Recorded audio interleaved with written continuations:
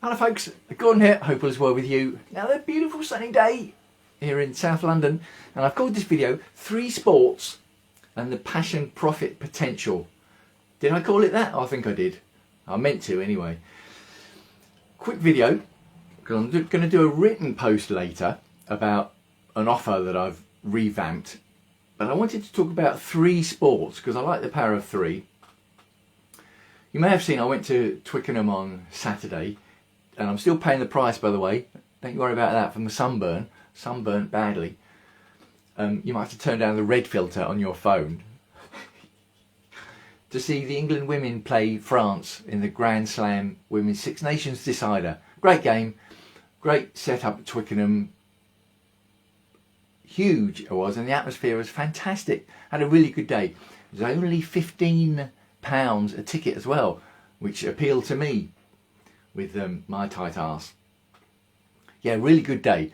I've been watching Six Nations rugby since the mid 1970s. Can't believe that. So best part of 40 years I've been watching Six Nations rugby. Not women's Six Nations rugby, that's only recent. In the last maybe 7 or 8 years, certainly 7 years, I've been watching the women's Six Nations rugby. Great. So I went into a bit of depth with my posts about that before, and I probably will do again in the future. That's the first sport. 58,000 plus people there, making a lot of noise, creating a great atmosphere.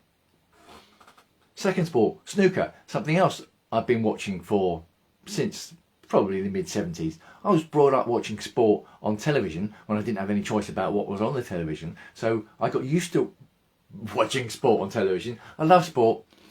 And although I went to Twickenham on Saturday, my default setting for watching sport is at home with a cup of coffee and chocolate. Because it's nice and easy and convenient then. Whereas obviously going to see sport live, you've got to pay the travel, all the rest of it, blah, blah, blah. The crowd, the people. Yeah, snooker, the World Championship was finished this week, won by Luca Brecel from Belgium. Now, he's the first Belgian to win the World Championship. In fact, he's the first player from mainland Europe ever to win the World Championship. You know what I'm going to say, or you might do. One of the things I love about sport is the personal development stories that you see writ loud and clear in the world of sport. And there we go. That's the first time someone from Belgium or anyone from mainland Europe has won that. There can only ever be the first, and it's him, Luca Brecel. Fantastic. Great story. And a lot of people love snooker, passionate about snooker. They play it, they watch it, they travel for it. It can take over their whole life. And the third sport is probably the biggest sport of them all, football. I've been watching football since the early to mid 70s, nearly 50 years. I remember watching the 1974 World Cup final when I told my father to be quiet because I was trying to listen to the television. And it didn't end well on that particular day, let me tell you. But yeah, football. I've gone off football in the last few years because of all the rolling and diving and mucking about on the floor and trying to cheat the refs, which you just don't get in other sports. And it's rampant and endemic in football all over the world. So anyway, I've been off football for a while. But this week in the Premier League, Liverpool played Spurs. And Liverpool went up early, were walking all over Spurs. And then Spurs came back, staged a comeback right at the death. And then even more at the death, after Spurs staged a comeback, Liverpool scored a winner.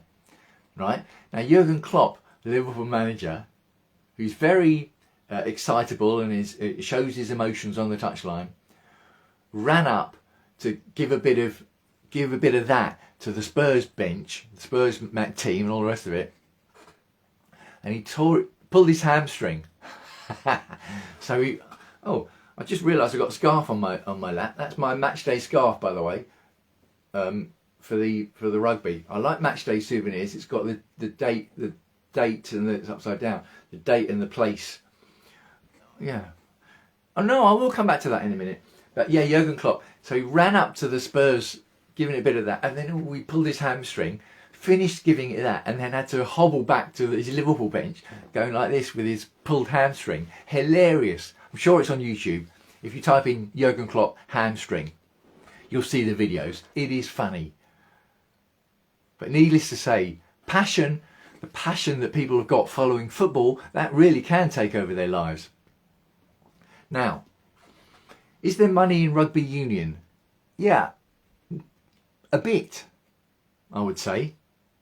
Is there money in snooker? Yeah, a bit, I would say. Is there money in football? Masses. It's awash with money. And the reason I call this video 3 Sports and Passion Profit Potential, how long have I been going? Oh, only 5 minutes, I'll carry on, is because my revamped offer, I was going to say new offer, and it is a new offer because I've not offered it in this way before, but it's a revamp of a coaching offer of mine about how to turn your passions into profit online. Making money online, in other words, from your passion. So how to turn your passion into profit online. And when I thought, what shall I call it? I thought, I know, I'll call it Online Passion Profits. OnlinePassionProfits.com is the website if you happen to fancy going and have a look. And I've revamped the offer for a couple of reasons. One is because I've tried a few experiments this year, so far this year. We've just nudged into May as I'm recording this video. It's May the 3rd. And I've tried a few experiments, and those experiments have nudged me back towards this online passion profits potential and principle that is the heart of the way that I coach it. And it ties in with my personal development message, my Transform Your Life Now message about the opportunities that are out there for us, particularly if you've got an internet connection and a device, which you have if you're watching this video. So your passion might be sport, it might not be. Maybe you couldn't care less about sport. Maybe you hate sport, but you will have a passion or passions of some sort, and you can turn that into profit online. And I've revamped the way that I coach it and the model I use to coach it.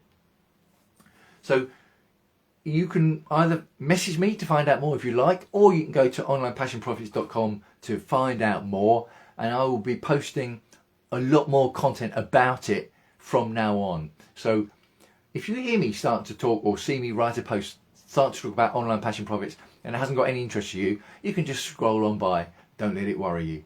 But if you are interested, keep an eye out for my content, because one of the reasons I thought I would come back to this match day merchandise. Now let me get it the right way up. No, still upside down. No, still upside down. I know this is back to front camera, but it's not even the right way up. Oh, well, it's the right way up, but it's back to front because I'm using the selfie camera.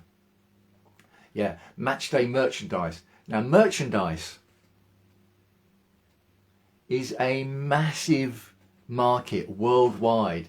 People spend huge amounts of money on merchandise, unbelievable amounts of money, because it's their passion. They want to show to their peer group that they've got the merchandise, or they just enjoy wearing it themselves. You can make profit from sporting merchandise, and I'll show you how in my coaching. That's why I wanted to talk about. I talk about sport a lot.